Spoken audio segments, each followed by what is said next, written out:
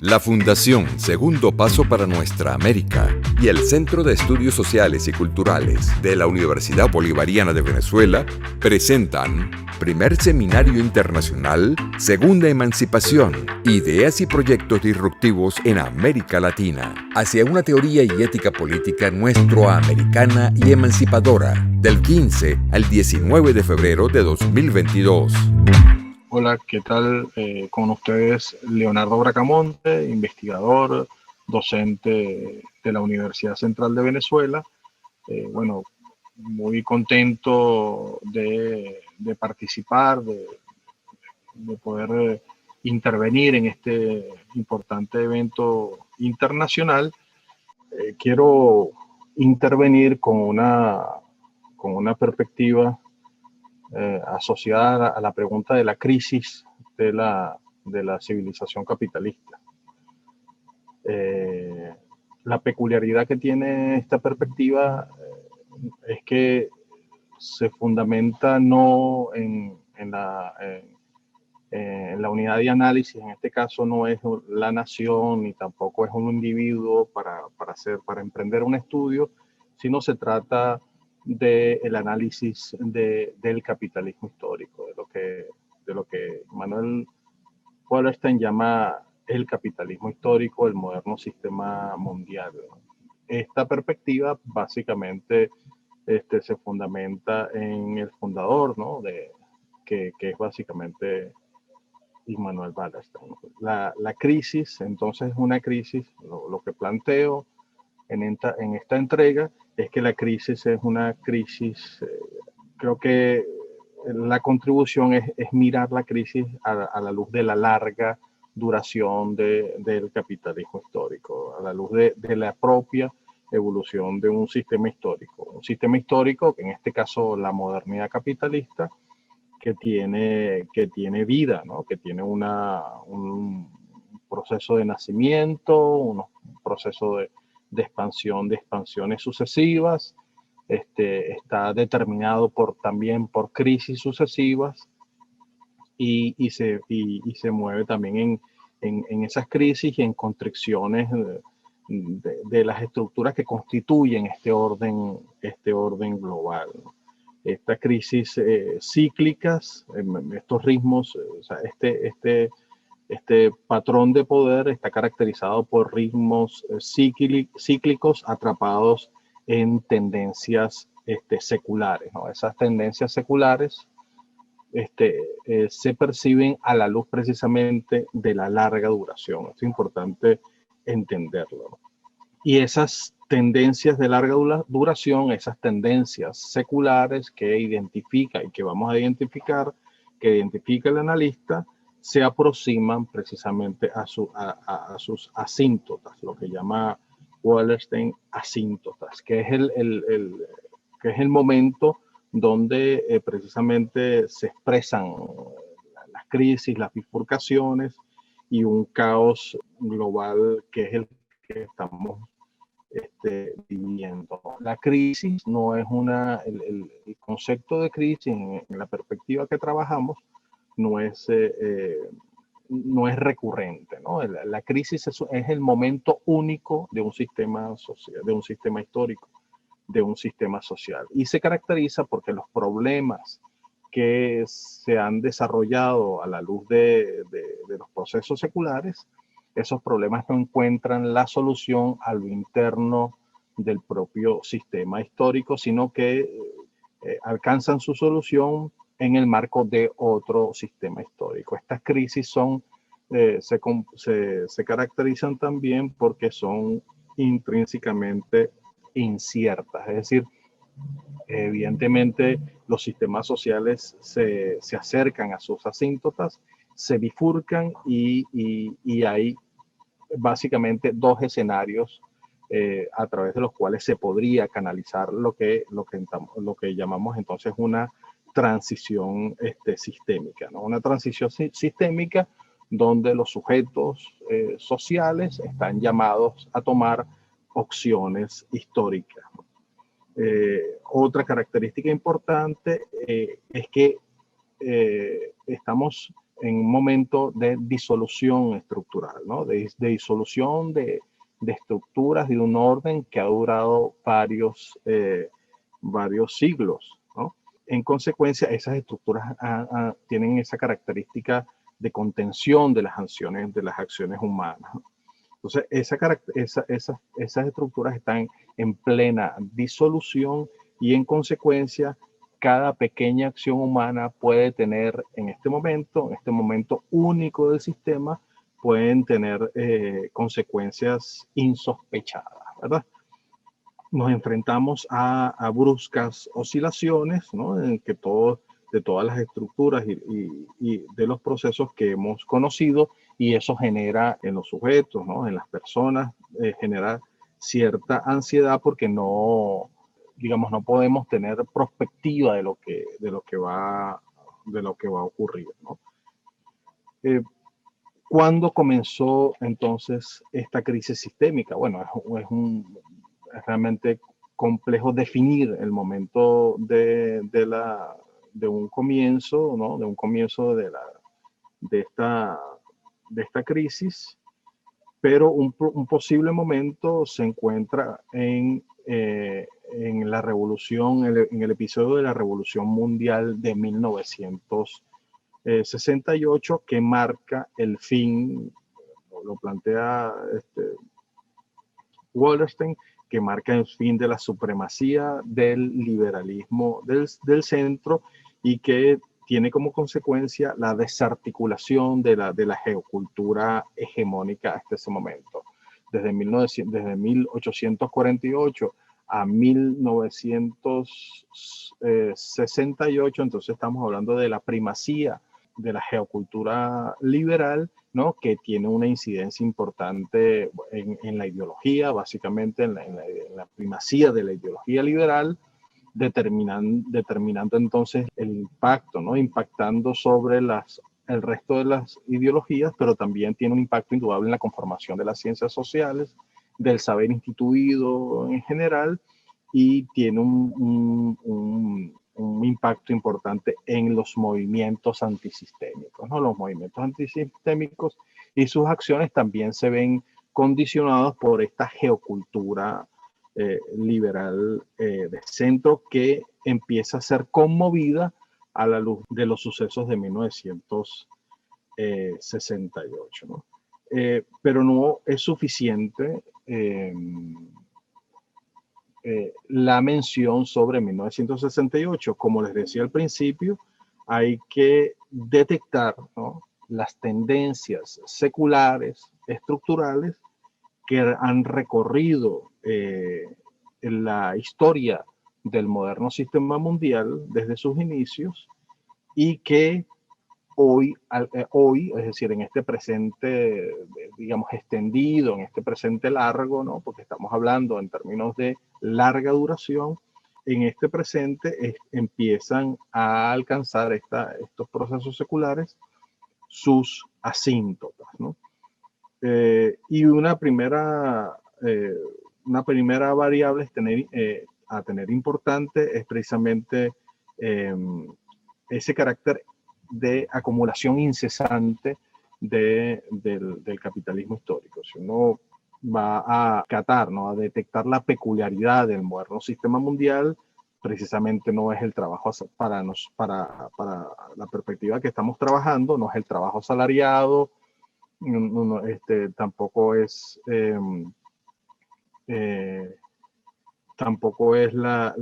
digamos, la lucha de clases. Sencillamente lo que uno rescataría, ¿no? Como la peculiaridad del moderno sistema mundial, es ese carácter de acumulación incesante de capital. Acumular capital para seguir acumulando capital, ¿no? Entonces, en esa cultura de progreso, de acumulación incesante, los capitalistas, los empresarios, se ven entonces presionados para incrementar, se ven tentados permanentemente a incrementar los precios, pero a incrementar los precios y a reducir, a la luz de la historia de la modernidad capitalista, a reducir los costos de producción. Entonces, precisamente esa aspiración del incremento de los precios se ve limitado, se ve contenido por la existencia de competidores, por la existencia entonces de oligopolios y por la variable del nivel efectivo de demanda. Hay un dilema, el capitalismo histórico tiene un dilema importante, ¿no? que lo comentan regularmente los economistas, y es que precisamente en esa aspiración de maximizar la ganancia, aspiran entonces, trabajan para minimizar la cantidad de excedente que los trabajadores reciben. Eso es un primer dilema, pero el otro dilema asociado a este es que al mismo tiempo otros capitalistas o esos mismos capitalistas se ven forzados en permitir cierta distribución de la plusvalía creada para que existan compradores de sus productos, y eso se traduce en muchas ocasiones en favorecer el incremento de la demanda, el incremento de la demanda salarial. Entonces, lo que ha ocurrido es que la mayoría de los esfuerzos conquistar una acumulación incesante precisamente se ha orientado al incremento a reducir los costos entonces de producción. Ahí está una parte importante de la creatividad, ¿no? de la creatividad de los capitalistas. El problema está en que, a la luz de la historia, de la larga duración del capitalismo histórico, los costos de producción se han elevado sistemáticamente en el transcurso del tiempo, de este tiempo, independientemente de los varios esfuerzos también sistemáticos de los productores por abaratar los costos existen tres costos principales de producción que, a la luz de la historia del capitalismo histórico, son los que han venido incrementándose y en consecuencia los que constituyen las principales tendencias seculares que apuntan a un pronunciamiento de carácter del momento caótico, ¿no? del capitalismo histórico. Esa primera tendencia es que el productor debe remunerar al personal que trabaja en su empresa, ¿no?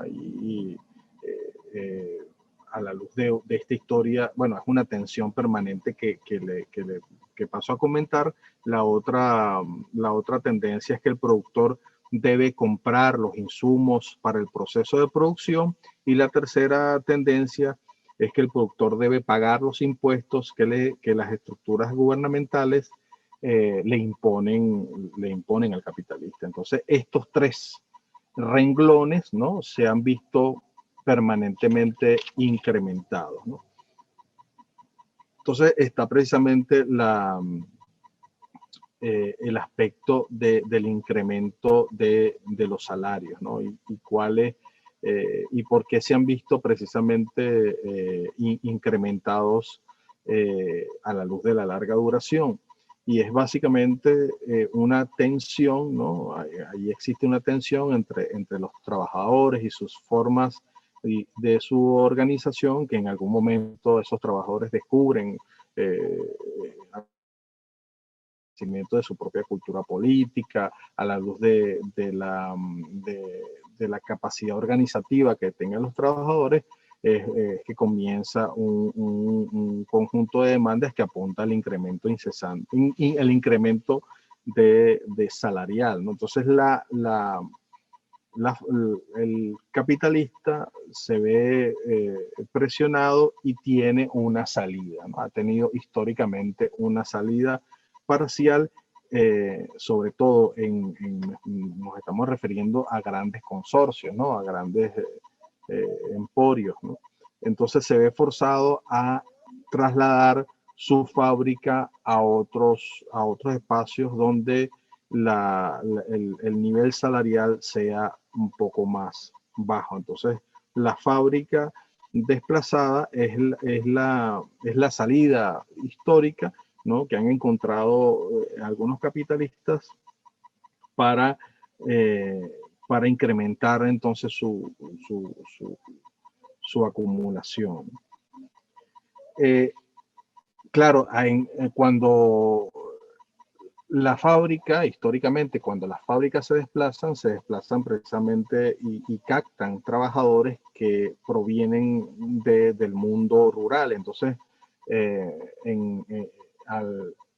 las expectativas, ¿no?, de salario de esos sectores resulta compensada, pero no en términos absolutos. Esos sectores ruralizados, trasladados a la ciudad, ¿no?, en términos absolutos no ganan un salario comparado a los trabajadores del centro del capitalismo. Sin embargo, en términos comparativos de la vida, de su propia situación específica, lo más seguro es que sí representen una ganancia importante, ¿no? Lo que ocurre es que este desbalance que favorece coyunturalmente al capitalista no está escrito, digamos, en piedra, ¿no?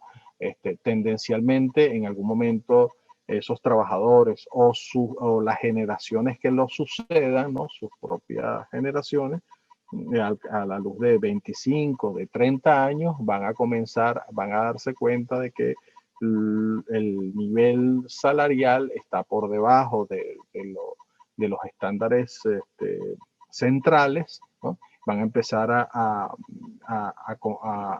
crearse, ¿no?, pues una cultura política que va a apuntar también a la organización sindical, que va en algún momento a disputar, ¿no?, a tensionar por sus propios derechos, ¿no? El tema es que la posibilidad de ir desplazando la fábrica ha tenido como consecuencia que en algún momento el mundo, que a partir sobre todo de hace 50, 70 años, el mundo ha venido desruralizándose, ¿no? O sea, ya en algún momento no van a quedar espacios para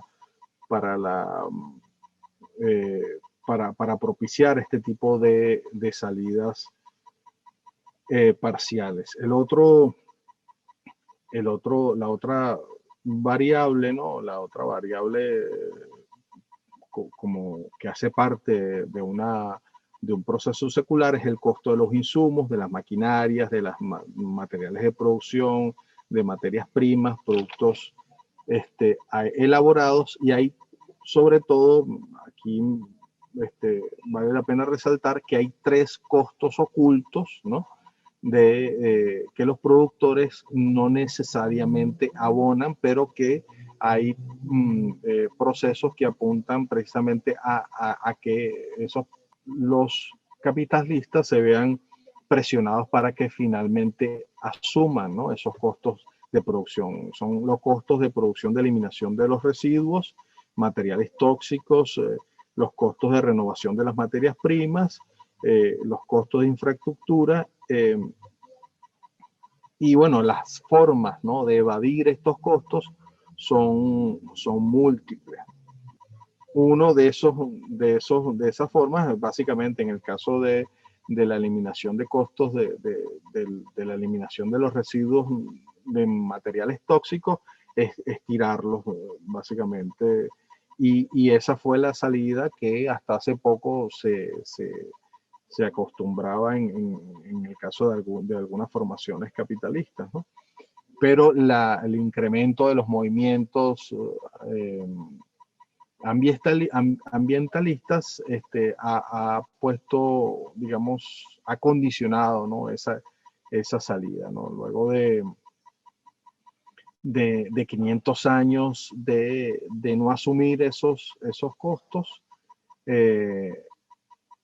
hay un desgaste de la ecósfera, hay hay un incremento, bueno, de una preocupación global sobre la crisis climática, y eso termina interpelando a algunos capitalistas, ¿no?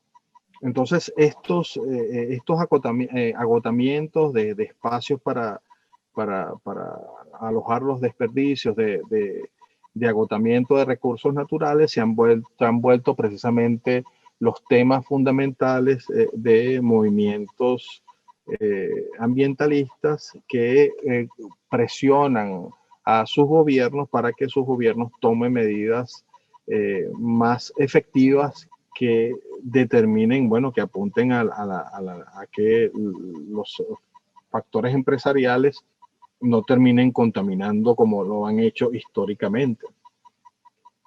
Además, todo este proceso requiere dinero, ¿no? Entonces, ahí está la pregunta permanente de quién va a asumir los costos de toda esta creación de nueva infraestructura, ¿no? Que se va a encargar de eliminar los residuos tóxicos. Entonces, ¿quién los paga? ¿Las colectividades sociales o si los pagan los empresarios? Eso también es un tema que se va a poner sobre el tapete a partir de ahora y en los años subsiguientes, ¿no? Entonces está también el costo de la infraestructura, de rutas, de rutas comerciales, de servicios de transporte, de redes de comunicación, de suministro de agua. Entonces también la pregunta es quién paga todo el desarrollo de esta infraestructura, si lo paga la colectividad, si lo pagan las sociedades o los pagan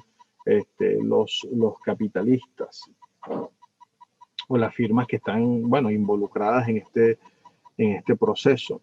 Y el tercer costo que se ha venido también incrementando a la luz de esta evolución del sistema mundo moderno es precisamente los sistemas impositivos. Y allá hay una lucha política planteada porque hay impuestos que son ya, digamos, naturales a toda organización social, los impuestos para la consecución de la seguridad, de la seguridad de los territorios, por ejemplo, pero hay otros impuestos que son consecuencia de la democratización del mundo, ¿no? Entonces, y son consecuencia de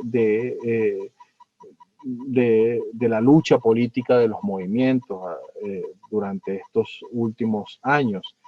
Y es básicamente lo que ahora se entiende como derecho, ¿no? El derecho a una educación, a la educación, el derecho a pensionarse, a tener un salario digno de por vida, y el derecho también a la salud. Entonces, el derecho a la educación, el derecho a la salud y la garantía de un ingreso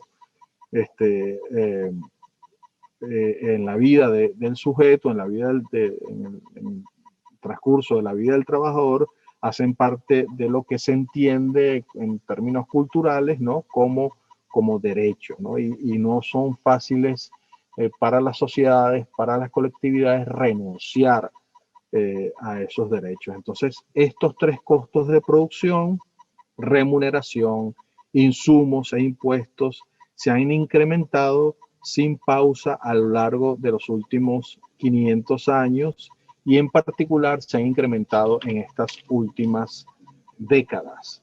Pero ahora hay que ver cómo fue que impactó, cómo fue que han tratado los capitalistas, tratado de revertir estas condiciones que no les favorecen. En este sentido, el capitalismo no está siendo, en estos últimos tiempos, la conclusión es que el capitalismo no está siendo ganancioso para los capitalistas. Entonces, cuando comenzó un conjunto de estrategias, ¿no? que tratan de derrotar estas condiciones adversas para el sistema. Entonces hay que volver a los impactos que supuso 1968, pero básicamente esos impactos se generan, ¿no? Se empiezan a presentar luego de 1945, ¿no? Pues, a partir de esa fecha, todas las estructuras productivas del capitalismo histórico tienen un incremento fundamental. No solamente estamos hablando de lo que llaman algunos economistas la fase A de contra Kiev, ¿no? Sino que, es decir, que hay un tiempo entre comillas, de abundancia para una parte importante de la humanidad, ¿no? Pero al mismo tiempo, a partir de 1945, los movimientos antisistémicos, los movimientos del campo, digamos, soviético, pues va a extenderse hacia Europa Oriental, las formaciones socialdemócratas de la zona paneuropea y Estados Unidos también logran conquistar el poder en sus estados, y los movimientos anticoloniales, los movimientos de liberación nacional, revolucionarios y populistas, ¿no? se establecen en una parte importante de Asia, del Medio Oriente y de América Latina. Son un episodio emblemático, ¿no? del triunfo de las zonas recientemente descolonizadas. Es la derrota por parte de Vietnam hacia Estados Unidos hacia finales de la década de los 60, ¿no? Entonces, todo este proceso de triunfos políticos, ideológicos, culturales, y además esa asociación en que se dan todos estos triunfos políticos al mismo momento en que el capitalismo está mostrando, en términos de una evaluación global, está mostrando una expansión económica importante, muy importante, generó una gran ilusión que al mismo tiempo va a generar, y eso explica el estallido de la Revolución Cultural del 68 en varias zonas del planeta. Explica, cuando hablo del 68, hablo digamos, es como una forma convencional, pero de hablar de un episodio, pero me refiero a sucesos que empezaron a ocurrir seguramente en el 67 y terminaron de ocurrir en el 72, ¿no? En ese periodo de tiempo, pero convencionalmente se llama así, pues, la Revolución del 68, para darle una cierta precisión al análisis. Entonces, ¿qué planteaban las demandas del 68? Si los ponemos, si las agrupamos todos bajo un mismo criterio, ¿no? Primero había el rechazo por parte de esos sectores hacia la presencia hegemónica de Estados Unidos, y había una queja, ese es otro de los factores importantes, había una queja por parte de estos sectores hacia la conducta acomodaticia, digamos, de convivencia por parte de la URSS. Es decir, para los sectores movilizados, la Unión Soviética no posibilidad de un cambio histórico que anhelaban, sino que representaban el otro actor que lo que hacía era convivir en esa estructura de poder global, jerárquica y hegemónica, ¿no? Entonces, esa queja se traducía al mismo tiempo hacia los movimientos, lo que llama Wallerstein, los movimientos tradicionales de la vieja izquierda. Entonces, por un lado, las formaciones socialdemócratas y las formaciones comunistas eran objeto de una sistemática crítica, en el sentido de que, por un lado, habían conquistado el poder, pero por otro lado no habían cambiado el mundo. Entonces, esas dos estrategias, ¿no?, que caracterizan a los movimientos antisistémicos durante esta etapa. Entonces, esa característica de cuestionamiento hacia la trayectoria de los movimientos de la vieja izquierda tradicional está en el centro de los debates. Me refiero, cuando hablo de la vieja izquierda tradicional, me refiero a los movimientos socialdemócratas y a los movimientos comunistas que, si bien lograron tomar el poder, que era la primera etapa de las estrategias de dos pasos, ¿no? Lograron tomar el poder, pero sin embargo no lograron cambiar el mundo. Entonces, 1968 lo que revela es un enorme sentimiento de desilusión con relación a esta trayectoria de estas formaciones de izquierda, pero esta desilusión, lo interesante es que no reforzó el status quo, ¿no?, sino que más bien conmovió las bases culturales del sistema mundial.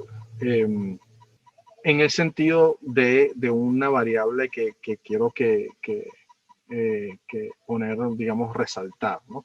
Y es que la cultura liberal de centro, ¿no?, en términos generales, la cultura liberal le había aportado al sistema mundial un principio estabilizador cultural fundamental. Ese principio cultural fundamental no solamente lo compartían los liberales de centro, sino que también los movimientos antisistémicos partían de esa premisa fundamental, estabilizadora en términos culturales, y era el optimismo de los oprimidos.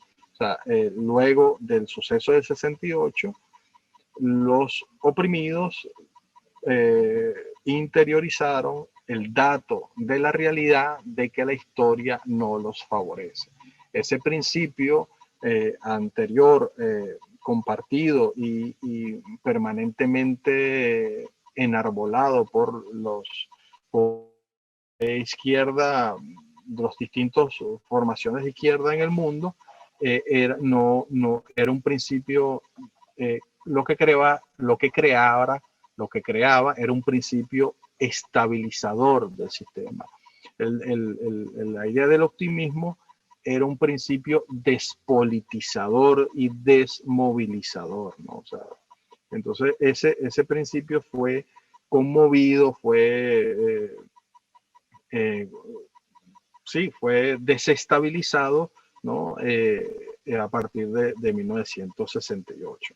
Por eso es que hablamos de que estas tendencias seculares que hablamos anteriormente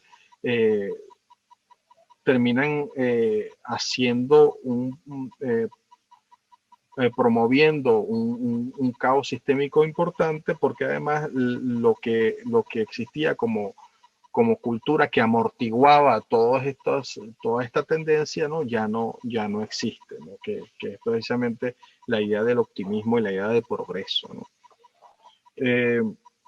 Otra característica importante, ¿no?, es que el 68 trajo como consecuencia la reivindicación de valores como raza y sexo, ¿no? Y esas reivindicaciones, esos nuevos, entre comillas, motivos de movilización fundamental, movilizados esta vez por los propios sujetos, ¿no?, interesados, no era, la derecha no se sentía como cómoda, ¿no?, en relación a la lucha sobre estos valores. La derecha hasta el momento había mantenido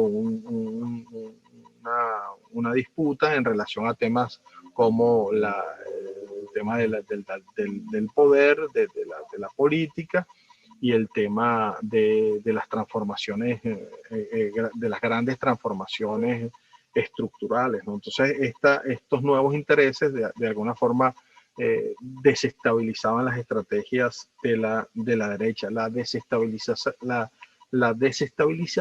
desestabilizó hasta ahora, ¿no?, que tiene ya francamente un discurso de restauración de los motivos del machismo, de la jerarquía, y tiene un discurso abiertamente antifeminista, ¿no? Pero en ese momento todavía no había elaborado una respuesta en contra de estas demandas. Entonces, otra consecuencia importante, ¿no?, es que desaparecido el centro liberal, precisamente las fuerzas de la derecha y las fuerzas de la izquierda reclamaron un conjunto de espacios de autonomía. Entonces, la derecha es importante tener claro que en esta mirada estratégica, la derecha busca reducir, ¿no?, los niveles de remuneración. La derecha busca externalizar los costos de insumos, que eran los temas que estamos discutiendo anteriormente, y busca también reducir la tasación impositiva para el beneficio del estado de bienestar. Entonces, todas estas tres grandes aspiraciones, ¿no?, uno las puede asociar, ¿no?, con el neoliberalismo. Y la izquierda, de alguna forma, con todo el cuestionamiento, ¿no?, que hizo al modelo de partido tradicional, se orientó a ensayar, ¿no?, más bien un ejercicio de movimiento, ¿no? La izquierda finalmente reivindicaba el carácter de su condición de movimiento, ¿no? Entonces, el espacio fundamental de cristalización de estas demandas es el Foro Social Mundial. El 11 de septiembre del 2001 es un momento emblemático, ¿no?, donde, es decir, la caída de las Torres Gemelas, fue un momento en que la derecha norteamericana, en principio, ¿no?, inició toda una estrategia de recuperación política a través en términos culturales, de la implementación de una contrarrevolución cultural, ¿no? Y esa contrarrevolución cultural alude a una lucha entre valores. Entonces, en ese momento, digamos, estamos ahora, ¿no? Estamos, o sea, en esta disputa histórica entre los sectores conservadores y los movimientos progresistas, de izquierda, revolucionarios. Uno identifica quienes trabajan por, y eso es lo que tienen que hacer los que hacia donde apuntan, ¿no?, las luchas de los movimientos, es hacia un debate que identifica la noción de libertad, ¿no?, la noción de libertad, de la libertad de las minorías y la libertad de las mayorías, ¿no? Entonces, la estrategia, ¿no?, de los movimientos sociales debe ser, ¿no?, impulsar estas dos nociones de libertades, ¿no? La libertad de la minoría, que es la libertad, ¿no?, que supo poner de presente el movimiento del 68, la libertad en relación a las conductas sexuales, la libertad en relación a la expresión, digamos, peculiar de cada quien, ¿no? Y la libertad de las mayorías, que está asociada a la idea de democracia, a la idea de que las instituciones políticas encarnen las aspiraciones, finalmente encarnen las aspiraciones de la mayoría. En esta trayectoria, ¿no?, de la historia del capitalismo histórico y las luchas de los movimientos, la igualdad, con frecuencia, la igualdad y la libertad se han visto en algunas ocasiones, a través de procesos específicos, se han visto en tensión, ¿no? Lo que una línea pues de conducta a la que vienen apuntando los movimientos antisistémicos es la asociación entre libertad e igualdad. Finalmente no puede haber una libertad plena si los sujetos, ¿no? Los miembros de una sociedad no cuentan con condiciones óptimas para ejercer su propia libertad. Hay un análisis, con esto termino, hay un análisis del expresidente Álvaro, del ex vicepresidente Álvaro García Linera, ¿no? Que es un análisis que también apunta a hacer una lectura de largo plazo de este momento, ¿no? Entonces, de un momento verdaderamente complejo, y por eso rescato la lectura, algunos aspectos de la lectura de García Linera, y rescato básicamente dos, ¿no? Uno es, bueno, el momento complejo para las fuerzas democráticas, las fuerzas de izquierda, en lo que significa el desafío del COVID-19, ¿no?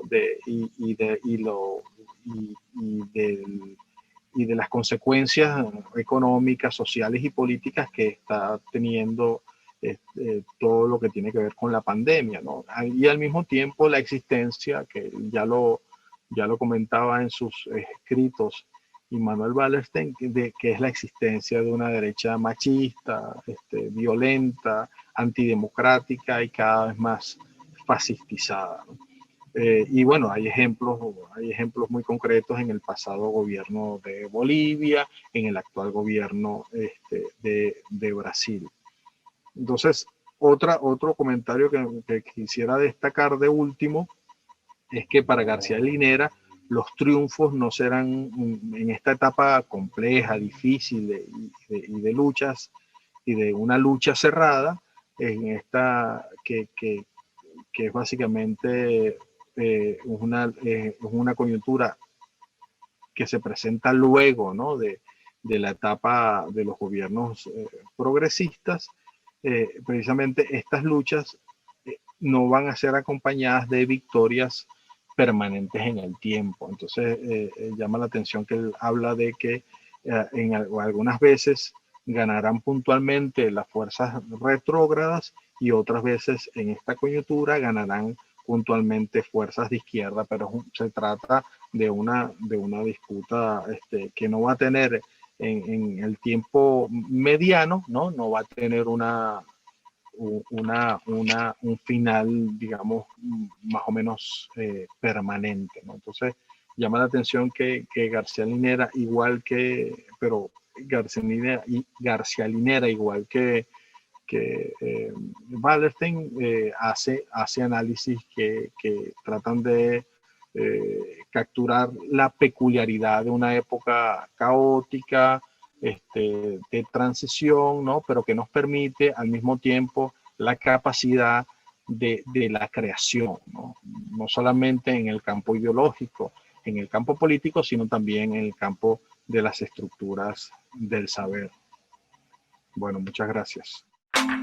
La Fundación Segundo Paso para Nuestra América y el Centro de Estudios Sociales y Culturales de la Universidad Bolivariana de Venezuela presentaron Primer Seminario Internacional, Segunda Emancipación, Ideas y Proyectos Disruptivos en América Latina, hacia una teoría y ética política nuestroamericana y emancipadora, del 15 al 19 de febrero de 2022.